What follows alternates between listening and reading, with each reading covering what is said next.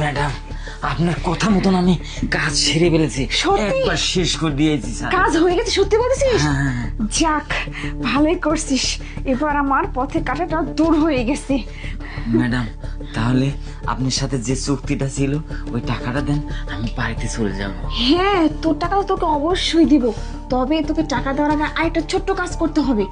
আবার কি কাজ করা লাগবে? আরে শোন, ওকে যে মারছিস সেই লাশটা গুম করতে হবে না? গুম করার ব্যবস্থা করতে হবে। তো আমি তো মেয়ে মানুষ, আমি কিভাবে করবো? তোকেই করতে হবে। না না ম্যাডাম, এই চুক্তি তো আপনার সাথে ছিল না। আমার শুধু এটি মারি ফেলা দেওয়ার চুক্তি ছিল। আপনি টাকা দেন, আমি চলে যাব।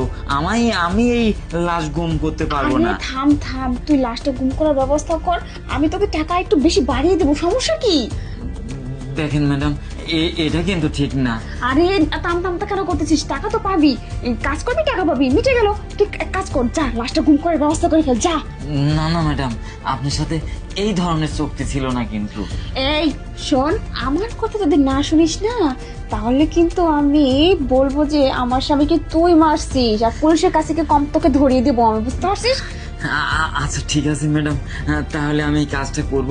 টাকা কিন্তু একটু বাড়িয়ে দিতে হবে। হ্যাঁ, সেটা দিব না আমি তো। আর একটা কাজ, আমার একলার দ্বারা তো অত বড় লাশ টানা সম্ভব না। তাহলে ম্যাডাম আমি একটা লোক ডাক দিই।